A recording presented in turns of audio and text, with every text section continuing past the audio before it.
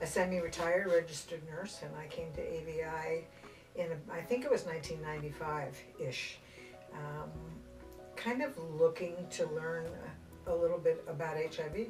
I think at that point it was still very early on in the epidemic, and I felt like I, as a nurse and just as a person, didn't really know anything about HIV, and I was also looking for some meaningful volunteer work, and I came here and went through core training, which was, I don't know what it's like now, but in the old days it was many hours long, and it was very intense and intensive, and I learned a ton.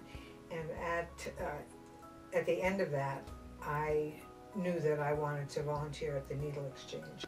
Claire, who then was the manager at the Needle Exchange, called and asked me if I would be interested in coming down. And in those days, it's hard to describe. The Needle Exchange was a little hole in the wall on Johnson Street, which I was trying to think this morning. Its incarnations have changed so frequently. It was just a tiny little spot, maybe a block and a half from here.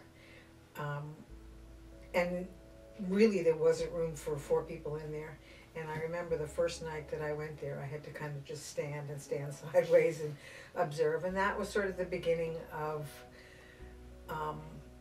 a change in my whole perspective in life and my outlook as a nurse, and really the education in terms of harm reduction, and what that really guided the change in my career. I was on the Speakers Bureau as well, and I was given an opportunity to do a ton of public speaking.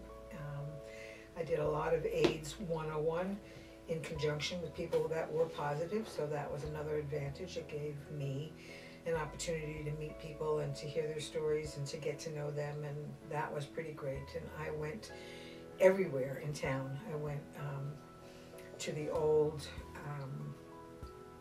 Detox, Pembroke, and I used to go into their basement and again do basic AIDS 101 with people that were detoxing and pretty sick and pretty unimpressed with what I had to say. And I used to get to go out to the jail, and I went everywhere. And I started volunteering at the Needle Exchange every Wednesday night, and I did that for about 5 years. And during that period, and I really never missed a Wednesday. That's how I marked my weeks. I loved it. I learned so much. And I used to watch the street nurses come and go because they used to do their clinic. By then we had moved into the alley, and I used to watch the street nurses come, and I would think, I was teaching nursing at Camosun at the time, and trying to incorporate a lot of what I was learning in regards to harm reduction, which is, you know, it should be the basis of your practice no matter what you're doing. And I thought, you know what? That's what I want to be when I grow up. I want to be one of those street nurses.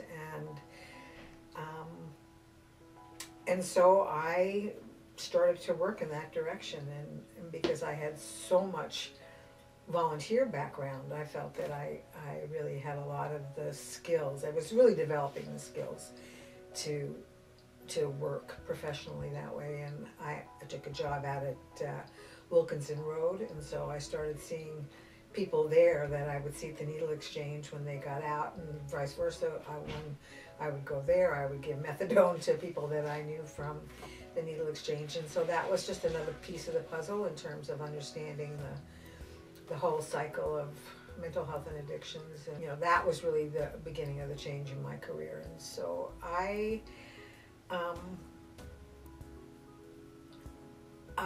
say, and I really do believe that the time that I volunteered with AVI was critical in the directing the course of my career. So from there on in, I think I retired from Camosun in 2000, and then those last 12 or 15 years, I worked in inner city medicine, eventually ended up downstairs at Kool-Aid. But I've always been connected to AVI in one way or another. I sat on the board at one period of time, and so there's pretty much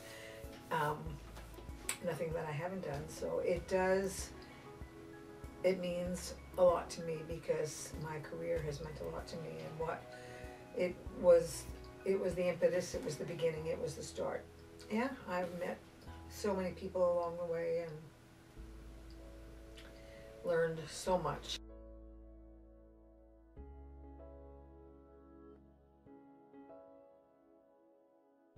Congratulations, AVI. You know, it was a different organization in those days in terms of how small, and it's grown into a very high, obviously into a highly respected and dependable and depended upon organization over the years. I feel really thankful, and I hope it goes on forever, long after I'm gone.